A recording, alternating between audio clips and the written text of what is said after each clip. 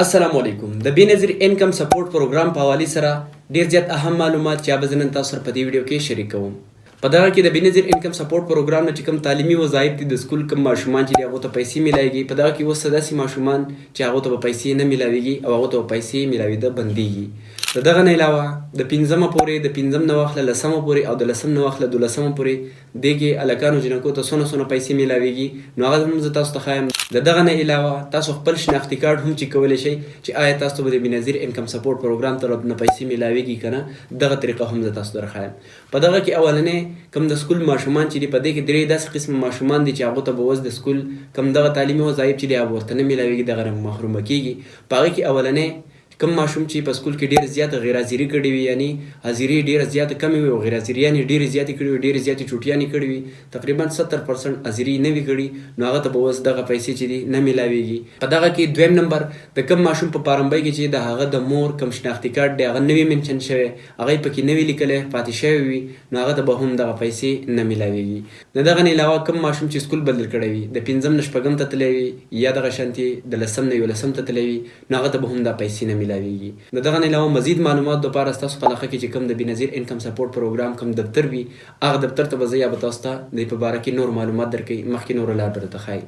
د دغه نه علاوه د پرایمري کوم د 5مه پورې چې سټوډنټان وي، کوم ماشومان وي، پای کې الکانو ته به 3000 روپۍ ملاویږي، دغه شانتي جنکو ته به 4000 روپۍ ملاویږي. د شپږم نو واخله لسمه پورې کوم الکان چې دي هغه ته به 5000 روپۍ ملاویږي او کومې جنکۍ چې هغه ته به 6000 روپۍ ملاویږي.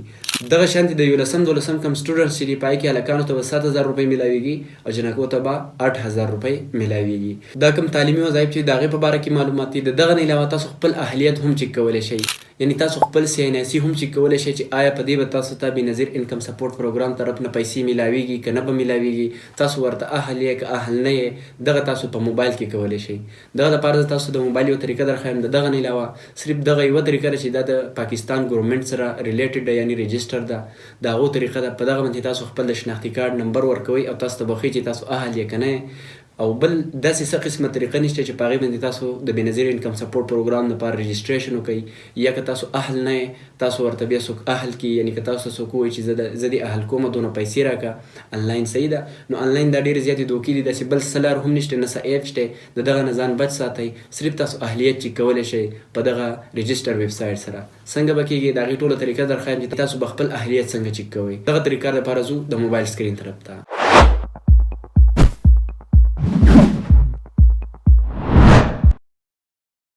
دغه لپاره دوستانو تاسو په خپل موبایل کې راشئ، ګوګل راوړئ. په ګوګل کې به تاسو سرچ کړئ wpreview.online، دا تاسو ته ښکاري wpreview.online صحیح ده. په دې سکرین باندې هم تاسو ته ښکاري، دغه نه سکرین شاټ والی په دغه طریقه باندې ګوګل کې سرچ کړئ. څنګه هم چې تاسو دا ولیکئ نو ډایرکټ به تاسو په دې سرچ باندې کلیک کړئ، ډایرکټ به تاسو سره دا ویب سایټ اوپن شي صحیح ده. بل څه ځای ته به نه ځئ، ډایرکټ به تاسو سره ویب سایټ اوپن شي. دلته دا ولنی دی تاسو لیدلی شئ، دا دا هاو ټو چیک د ایلیجیبیلیټي اف بی ایس پي پروګرام. تاسو به څه وکئ، په دې به کلیک واخلئ. که دلته نه راځي تاسو په دې سرچ کې هم لیکلی شئ BISP به ولیکئ، ډایرکټ په تاسو سره دا راولي. تاسو به څه وکئ، په دې به کلیک واخلئ. چې څنګه هم کلیک واخلئ بالکل ویښته به راشئ، دلته به تاسو ته دا BISP لیکلی وي BISP، تاسو به څه وکئ، په دې به کلیک واخلئ. څنګه هم چې تاسو په دغه کلیک کړئ، دلته به تاسو وکئ خپل شناختی کارت نمبر به ورکئ او دلته دا کوم کوډ چې دی 6859 دغه شان دی به تاسو سره ستاسو د موبایل مطابق کوډ راشي، کوم چې تاسو سرچ کوئ دلته به یې ورکئ کوډ. ټیک شو، بیا به تاسو وکئ په دې معلوم کرے باندې به کلیک واخلئ. څنګه هم چې تاسو په معلوم کرے کلیک کړئ که نه، نو دلته به تاسو ته پوره معلومات درکړي چې تاسو اهل یې که نه. اوس دلته تاسو دا لیدلی شئ وایي اهل نہیں ہے، وایي دا اهل نه دی. نو که اهل نه هم به راته وښیي، که اهل وایي هم به درته وښیي. چې کله اهل و بیا به تاسو وکئ، تاسو ته نږدې کوم چې د بینظیر کفالت پروګرام کوم دفتر وي که نه، کوم افیس وي، رجسټریشن دپاره به تاسو هلته ځئ، هغلته به ځئ او دا سکرین شاټ واخلئ یا ورته میسج که تاسو راشي میسج ورته وښایئ چې زه دې لپاره اهل یم. اوس مخکې څه طریقه کار دی نو هغه به تاسو ته نوره طریقه وښیي، بیا هغه فالو کوئ. دغه شان دی تاسو به کفالت پروګرام کوم پیسې چې دی هغه به ریسیو کوئ بیا صحیح ده. د دغه نه علاوه داسې انلاین نور څه طریقه هم نشته چې تاسو پکې رجسټریشن وکړئ یا تاسو پکې د خپل بچو کوم رجسټریشن وکړئ چې هغه پیسې چک کړئ یا خپلې پیسې چک کړئ چې څو پیسې راغلي، داسې څه طریقه هم نشته. دا یوه طریقه ده صرف د ایلیجیبیلیټي چک کولو لپاره، یعنی د اهلیت چک کولو لپاره چې اهل یې که نه یې، د پیسو اخیستلو لپاره صحیح ده. صرف دغه طریقه ده. نو دا طریقه ده که تاسو نه څوک پیسې غواړي انلاین غواړي، ډېر فراډ هم دی، خیال ساتئ.